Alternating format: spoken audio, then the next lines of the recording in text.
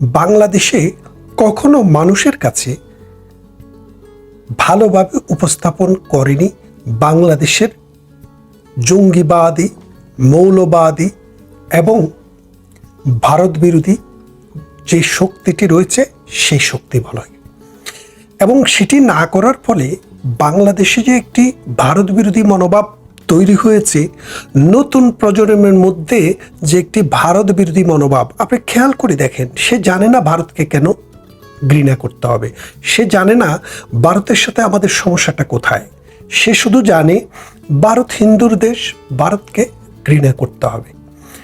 খেয়াল করে দেখেন যে বাংলাদেশ এবং ভারত জন্মবধি অর্থাৎ 1971 সালে 16 ডিসেম্বরে বাংলাদেশ রাষ্ট্রটি যখন জন্ম হয়, এই রাষ্ট্রীয় জন্মের পিছনে বাংলাদেশ নামক রাষ্ট্র, যে দেশের নাম আমরা বলি, সেই জন্মের পিছনে যেই সব শক্তি, যেই সকল রাষ্ট্র, যেই সকল মানুষ যুগান্তকারী ভূমিকা পালন করেছে, একটা অন্ধ লোককে বললেও আপনি বুঝতে পারবেন, তারা বলবে যে এটা সবচাইতে ভালো ভূমিকা রেখেছে ভারত। কেন ভালো ভূমিকা রেখেছে দেখেন, 1971 সালের 26শে মার্চের রাত্রে যখন Dhaka university EPR Rajarbagh police লাইনে যখন হামলা হলো, ঢাকার বিভিন্ন স্থাপনায় যখন ট্যাঙ্ক দিয়ে হামলা করা হলো, যখন মেশিন গান, স্টেন গানের গুলিতে হাজার হাজার মানুষের জীবন শেষ করে দেওয়া হলো, তখন এই তরুণ যুবক এদেশে থাকার আর সুযোগ রইল না।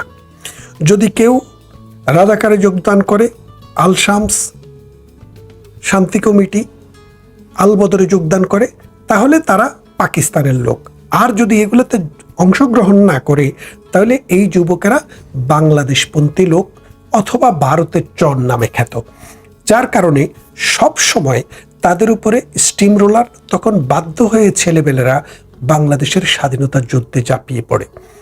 এই যুদ্ধ দেশের ভেতরে থাইকা করা সম্ভব ছিল না, কারণ একটি প্রশিক্ষিত লক্ষাধিক সেনাবাহিনী নিয়ে যখন এই ছোট্ট একটা ভূখণ্ডে আক্রমণ করা হয় দেশের রাজধানীতে বসে, তখন দেশের মানুষের পক্ষে তাদের সাথে লড়াই করা অত সহজ না।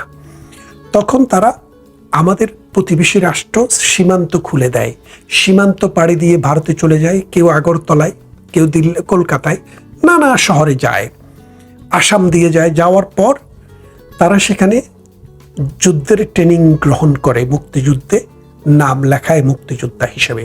এবং ভারত তাদেরকে অস্ত্র দিয়েছে, ট্রেনিং দিয়েছে, খাবার দিয়েছে, এবং পৃথিবীর নানান দেশ থেকে আমাদের জন্য অস্ত্র সংগ্রহ করে দিয়েছে। এবং এই সর্বোপরি সর্বশেষ পর্যায়ে এসে ভারতীয় যৌথ বাহিনী বাংলাদেশে পাকিস্তানিদের উপরে বোমা হামলা করে, সরাসরি স্থল হামলা করে তাদেরকে দুর্বল করে এই স্বাধীনতা যুদ্ধের সর্বশেষ পর্বটি শেষ করে। তাহলে খেয়াল করে দেখেন, বাংলাদেশের জন্মের সাথে ভারতের সম্পর্ক ওতপ্রোতভাবে জড়িত। আরেকটি শক্তি ছিল যারা আল বদর, আল শাম, রাজাকার, শান্তি কমিটি, নিজামে ইসলামী, মুসলিম লীগ এবং জামাতে ইসলামী নামে যারা এই দেশটাতে অপারেশন চালিয়েছে, তারাও কিন্তু 16 ডিসেম্বরে সোহরাওয়ার্দী উদ্যানে আত্মসমর্পণ করেছিল তৎকালীন রেস কোর্স ময়দানে। তো এখন খেয়াল করে দেখেন, কালক্রমে বাংলাদেশ যখন 1971 সালে স্বাধীন হয়, নিতেন পক্ষে কমের দিকে বাংলাদেশে 19% উপরে হিন্দু জনসংখ্যা ছিল। কেউ কেউ বলেন 24, তবে ওই যুদ্ধের সময়ে অনেকে ভারতে গিয়ে আর ফেরত আসেননি, যার কারণে আমি ধরলাম অ্যাটলিস্ট 20%। এই 20% হিন্দুর মধ্যে দেশ স্বাধীন হলো, হিন্দুদের ভূমিকা অনেক, ভারতের ভূমিকা অনেক, অথচ হিন্দুরাই দেশে থাকতে পারলো না।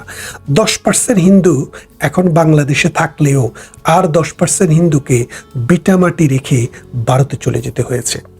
খেয়াল করে দেখেন, এই দেশটি যে বাংলাদেশ, এটি কিন্তু হাজার হাজার বছর থেকে সনাতন ধর্মের মানুষের দেশ ছিল।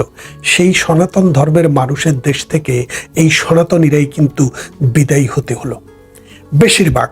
এরপরে দেখেন, ভারত আমাদেরকে, যখনই আমাদের খাদ্য সমস্যা হয়, ভারত থেকে আমরা পৃথিবীর অন্য যে কোনো দেশের চাইতে কম দামে খাদ্য আমদানি করি।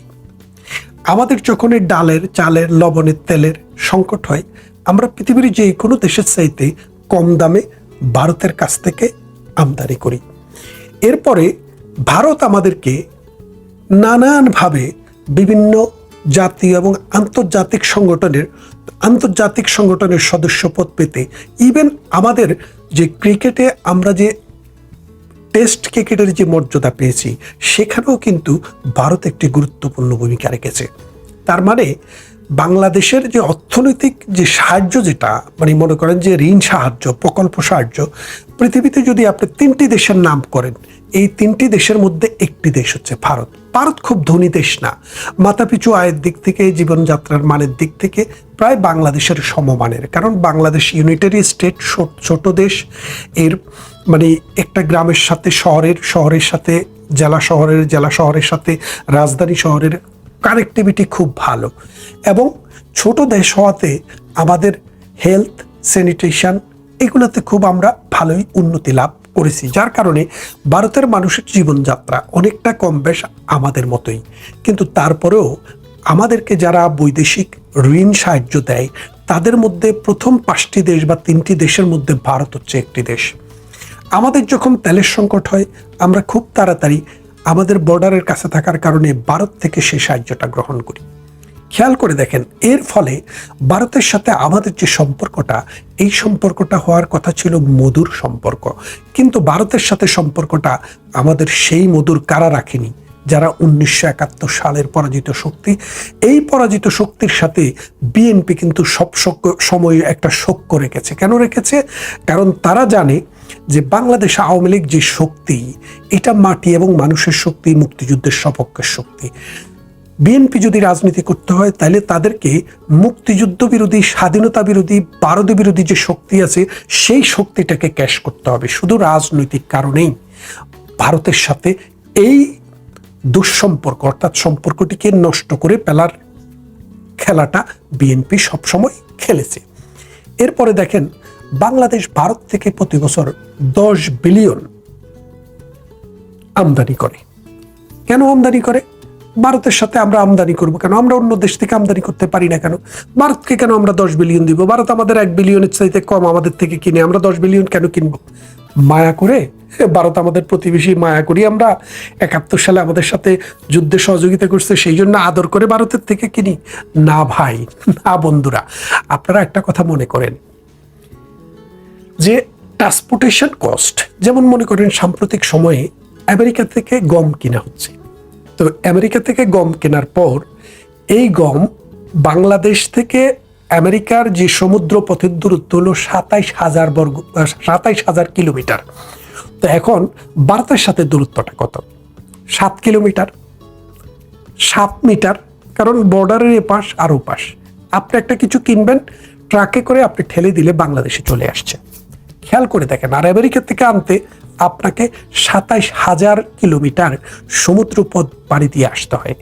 1 কেজি আটা, 1 কেজি চাল, 1 কেজি লবণ যদি আমেরিকার থেকে কিনেন, সেটা বাংলাদেশে আসতে আসতে যেই দাম হয়, ভারত থেকে আনলে কিনা দাম তার অর্ধেকও হয় না, 3 ভাগের 1 ভাগও হয় না। তাহলে খেয়াল করে দেখেন, এখন আপনি আমেরিকা থেকে না কিনে ভারত থেকে কেন কিনছেন? শুধুমাত্র আপনার লাভের জন্য। ভারতেরও লাভ আছে, ভারতের লাভ থাকবে না কেন? তারা প্রডিউসার, তারা আপনার কাছে বিক্রি করতেছে, তাদেরও লাভ আছে। কিন্তু বড় লাভটা আপনার, কারণ আপনি আপনার প্রয়োজনে আনছেন। খেয়াল করে দেখেন, ভারত আমাদের কাছে যেসব প্রোডাক্ট বিক্রি করে, তার 1 নম্বরে হচ্ছে গার্মেন্টস ম্যানুফ্যাকচারিং এর জন্য আমাদের যে সুতা দরকার, তুলা দরকার, বাটন দরকার, জিপার দরকার, এই জিনিসগুলা মূলত আমরা ভারত এবং চায়না থেকে ক্রয় করি। তো চায়না থেকে আমাদের দেশে একটা শিপমেন্ট আসতে প্রায় 15 দিন থেকে 1 মাস সময় লেগে যায়। যার কারণে আমাদেরকে কুইক পেতে হলে ভারত থেকে আনতে হবে। এবং প্রোডাক্টের ভ্যালু, অর্থাৎ এই কাঁচামালের ভ্যালু ভারতে এখন যা আছে, চায়নাতে তার চেয়ে 10% বেশি। চায়নাতে কিন্তু ম্যানুফ্যাকচার্ড প্রোডাক্টের দাম কম ভারতের চাইতে, কিন্তু কাঁচামালের দাম ভারতের চাইতে 10 থেকে 15% বেশি। কেন বেশি? কারণ ভারতের মানুষের মাথাপিছু আয় $3,000 মধ্যে, আর চায়নার মানুষের মাথাপিছু আয় $6,000 প্লাস। যার কারণে ওদের প্রোডাক্ট উৎপাদন কস্ট ভারতের চাইতে বেশি। যার কারণে অন্ততপক্ষে 10% ভারত থেকে সস্তায় পাওয়া যায়। এবং এই 10% সাথে আপনি যদি ট্রান্সপোর্টেশন কস্ট আরও 20% যোগ করেন, তাইলে 30%। তার মানে আপনি 10 বিলিয়নের যে প্রোডাক্ট ভারত থেকে কেনেন তার মূলটা হচ্ছে গার্মেন্ট ম্যানুফ্যাকচারিং।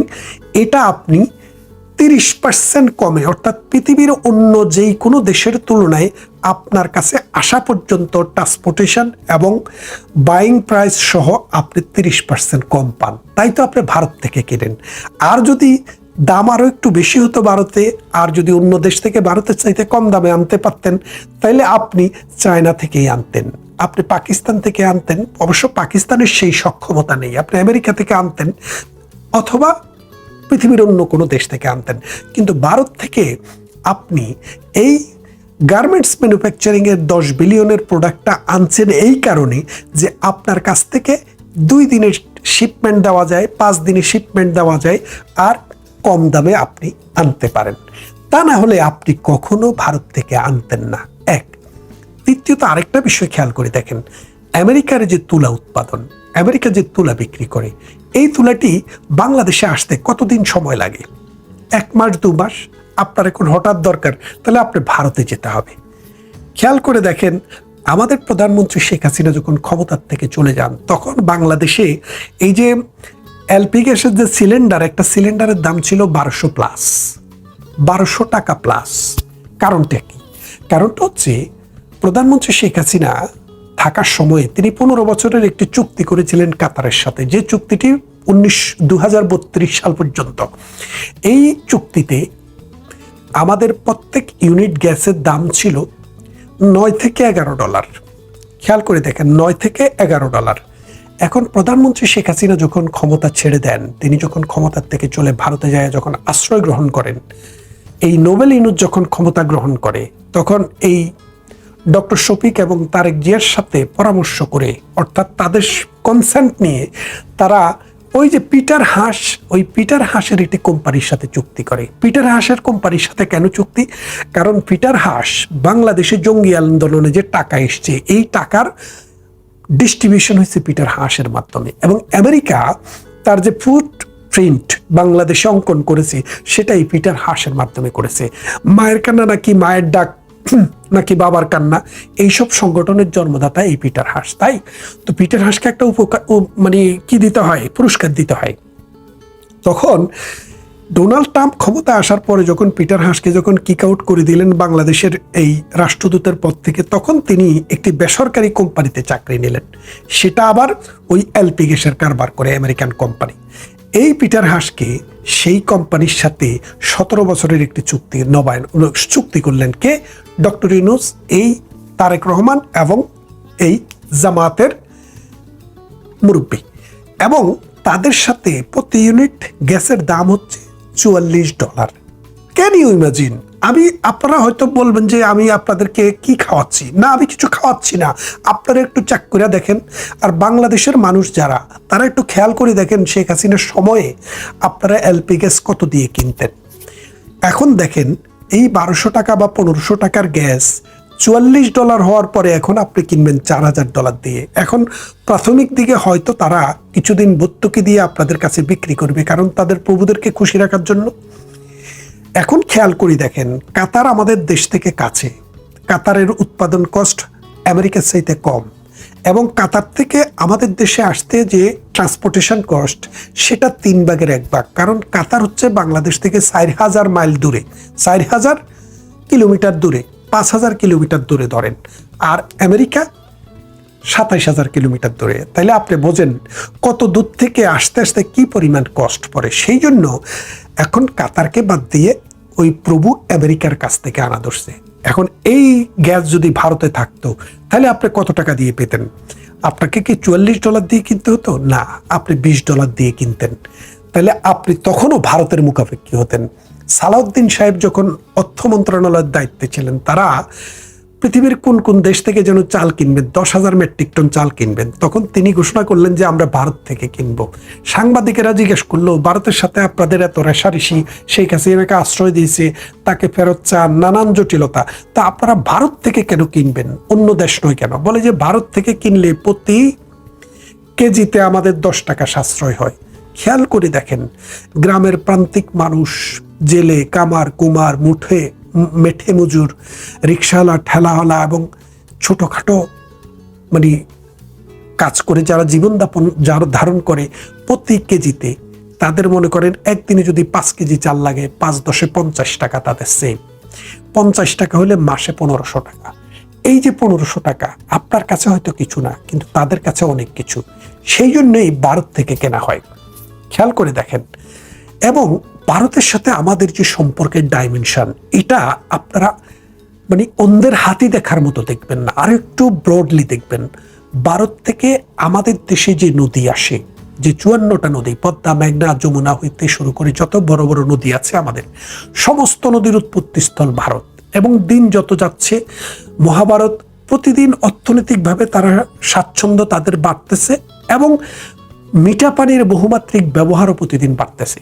ভারত চাইলে কিন্তু পানি ডাইভার্ট করতে পারে। এখন আপনি যদি ভারতের সাথে সম্পর্কটা ভালো না রাখেন, তাহলে আপনার মিঠা পানি, আপনার শুষ্ক মৌসুমে আপনি মিঠা পানি পাবেন না। আমরা জানি হার্ডিন ব্রিজের নিচ দিয়ে এক সময় কি চলতো, ঠেলা গাড়ি চলতো, ট্রাক চলতো। প্রধানমন্ত্রী শেখ হাসিনা 98 সালে ক্ষমতায় যখন ছিলেন, তখন ভারতের সাথে গঙ্গার পানি চুক্তিটি করেছিলেন 30 বছরের, যেটি সেপ্টেম্বরে শেষ হয়ে যাচ্ছে। এখন এই গঙ্গার পানি চুক্তি করার পর বাংলাদেশের খাদ্য উৎপাদনের চিত্র বদলে যায়। কিরকম? শুষ্ক মৌসুমে আমরা বিশাল খাদ্য উৎপাদন করতে পারছিলাম পানির ব্যবহার করে, এবং বাংলাদেশ খাদ্যের স্বয়ংসম্পূর্ণতা অর্জন করে। তার মানে বাংলাদেশে খাদ্যের স্বয়ংসম্পূর্ণতা অর্জন করার পিছনে ভারতের অবদান অনেক। এখন আপনি বলবেন ভারতে নদীর পানি বন্ধ করবে কেন? কেন করবে না? আপনার সাথে তার যদি প্রীতি থাকে তাইলে হয়তো করবে না, কিন্তু আপনার সাথে যদি প্রীতি না থাকে আমি দেব না আপনাকে। আপনি কি করতে পারবেন? আপনার হাতে 2টি অস্ত্র আছে। এক হলো ভারতের সাথে যুদ্ধ করে ভারতকে পরাজিত করবেন, করে তার কাছ থেকে পানি ছিনিয়ে আনবেন। সেই ক্ষমতা আছে? নেই। আপনি ভারতের সাথে যুদ্ধ করে পারবেন না। আরেকটি সুযোগ আছে, সেটি হলো আন্তর্জাতিক আদালতে ভারতের বিরুদ্ধে একটি সালিসি মামলা করতে পারেন। এখন সালিসি মামলা করার পূর্বশর্ত হচ্ছে যে 2টি দেশের মধ্যে সালিশ হবে, সেই 2টি দেশ ওই পার্টিকুলার কনভেনশনের সিগনেটরি স্টেট হতে হয়। এই যে নদী কনভেনশন, ভারত এবং চায়না এই 2টি দেশ নদী কনভেনশনে সিগনেচার করেনি। সুতরাং জাতিসংঘের কোনো ক্ষমতা নেই যে বাংলাদেশের সাথে ভারতের কোনো মানে ডিসপিউট হলে নদী নিয়ে, পানি নিয়ে জাতিসংঘের অধীনে কোনো বিচার সম্ভব না। তাহলে আপনি খেয়াল করে দেখেন, এই পথ যখন মানে সম্ভব না, আবার তার সাথে আপনি জোর করেও পারবেন না, তাহলে আপনাকে কি করতে হবে? আপনাকে ডিপ্লোমেসি করতে হবে। কোন ডিপ্লোমেসি? মানবিক ডিপ্লোমেসি, প্রতিবেশী সুলভ ডিপ্লোমেসি। আপনার যে সভ্যতার ইতিহাসের সাথে আপনার সাথে তার যে যোগসূত্র, সেই ডিপ্লোমেসি। আপনি বাঙালি, তারও বিশাল বাঙালি জনগোষ্ঠী আছে, সেই ডিপ্লোমেসি। আপনার শরীরের রং, আপনার চেহারার কালার এবং তার মানুষদের চেহারার কালার অনেক মিল, সেই ডিপ্লোমেসি। এটাকে না করে আপনি যখন ভারতের অমুক অঞ্চল দখল করবেন, তমুক অঞ্চল দখল করবেন, ডাল নাই তলোয়ার নাই নিধিরাম সর্দার, সেই রকম ব্যবস্থা করেন, তাহলে ভারতকে কোনোদিনও আপনি বসে আনতে পারবেন না এবং আপনার দেশ ধীরে ধীরে ধ্বংসের দিকে যাবে। শেখ হাসিনা 17 বছর ক্ষমতায় ছিলেন। এই 17 বছরে বাংলাদেশের অর্থনীতি মানে 40 গুণ বৃদ্ধি পাইছে এবং বাংলাদেশের মাথাপিছু আয় $800 থেকে $3000 চলে গেছে। খেয়াল করে দেখেন, যে দেশটি মাত্র 76 বিলিয়ন আমাদের বাজেটের সাইজ ছিল, সেটা 800 বিলিয়নে পরিণত হয়েছে। তাহলে আপনি কি বুঝলেন যে ভারতের সাথে সম্পর্ক ভালো থাকার কারণে আমাদের 5 বিলিয়ন প্রতি বছর আমরা ভারতের বিভিন্ন বন্দর ব্যবহার করে আমরা বিদেশে রপ্তানি করেছি এবং আমরা শিপমেন্ট তাড়াতাড়ি দিতে পেরেছি। আমাদের গার্মেন্টসে পৃথিবীতে আমরা 2nd পজিশন অর্জন করেছি। এখন ভারতের বন্দর যখন আমাদের জন্য বন্ধ, ভারতের সমুদ্র বন্দর যখন, হলদিয়া পোর্ট যখন বন্ধ আমাদের জন্য, ভারতের বিমানবন্দর যখন আমাদের জন্য বন্ধ, ভারতের স্থলবন্দর যখন আমাদের জন্য বন্ধ, তখন আমাদের অর্থনীতি, আমাদের যে গার্মেন্ট ম্যানুফ্যাকচারিং, সেখান থেকে আয় কমে যাচ্ছে এবং আমরা 3 নম্বরে চলে গেছি এখন, অর্থাৎ এখন আর 2 নম্বরে নাই। তার মানে আপনি চোখে দেখেন আর না দেখেন, ভারত আমাদের বন্ধু হিসেবে থাকা, অর্থনৈতিক সহযোগী হিসেবে থাকা আর শত্রু হিসেবে থাকা, এই দুটার পার্থক্য হচ্ছে আপনি প্রতিদিন গরিব হবেন, আপনি প্রতিদিন ভিখারি হবেন, আর ভারতের সাথে সুসম্পর্ক থাকলে আপনি প্রতিদিন কাঁধে কাঁধ মিলিয়ে অর্থনৈতিক উন্নয়নে পথে থাকবেন দেশ উন্নত হবে এবং দুটি দেশের মানুষের মধ্যে ভ্রাতৃত্ব বন্ধন আরও সুদৃঢ় হবে। এবং আরেকটি জিনিস খেয়াল করে দেখেন, ভারত যখন বাংলাদেশে আসার ভিসা বন্ধ করে দিল, তখন কি অবস্থা, শোরগোল পড়ে গেল, অসংখ্য মানুষ বিনা চিকিৎসায় মারা গেল। আর যেদিন তারা খুললো সেদিন 1,40,000 লোক লাইন দিয়ে ভিসা আবেদন করলো। একদিকে আপনি ভারতকে গালিগালাজ করবেন, আরেকদিকে ভারতের ভিসার জন্য আপনি হই হাল্লা করবেন। আমাদের যে এই চিন্তা চেতনা, এই বৈপরীত্য, এর মূল কারণ হচ্ছে ধর্মীয় উন্মাদনা। আমাদের দেশে মোল্লারা হাটে মাঠে ঘাটে যেই কোনো জায়গায় ওয়াজ, আমাদের দেশে মসজিদের চাইতে স্কুলের চাইতে এখন মাদ্রাসা ছাত্র বেশি, বলৎকারও বেশি হচ্ছে, কারণটা তো বুঝতেই পারছেন। এই বলৎকারকারী গোষ্ঠী যেখানে সেখানে ভারত বিরোধী একটা স্লোগান তৈরি করে মানুষের মগজে এবং মননে এই বিষটা ঢুকায়, যার কারণে বাংলাদেশ প্রতিদিন ভারত বিরোধী মানুষের সংখ্যা বাড়ছে। এই ভারত বিরোধী মানুষের সংখ্যা যতদিন বাড়বে ততদিনে বাংলাদেশ আস্তে আস্তে প্রান্তিক লেভেল থেকে ধ্বংসের দিকে যাবে। আর যখনই ভারতের সাথে যৌক্তিক আচরণ করবে, ভারতের সাথে একটা সুসম্পর্ক থাকবে, তখনই বাংলাদেশ শুধু মাথা উঁচু করে দাঁড়াবে এবং বাংলাদেশ তার নিজের পরিচয়ে নিজের স্বাধীনতা সার্বভৌমত্বকে ব্যবহার করতে পারবে। আজকে আপনাদের একটা ভিন্ন খবর দেব, কিন্তু খবরটা খুব সুন্দর।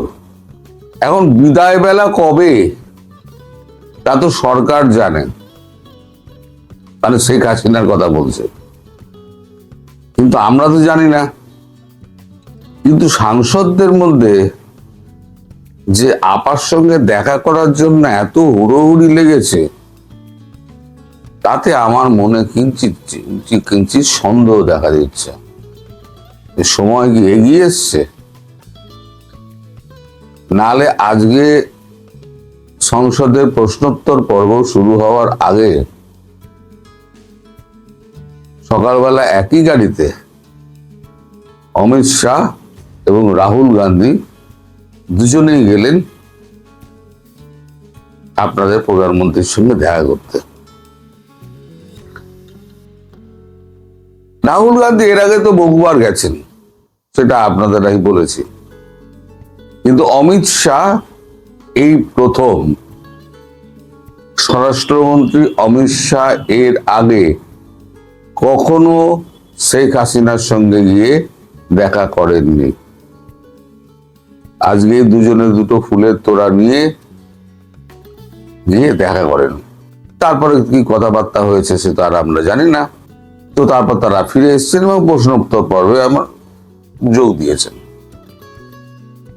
এই অমিত শাহ, মোদি এদের সঙ্গে রাহুল গান্ধীর সংসদের ভেতরে হচ্ছে অহিনকুল সম্পর্ক।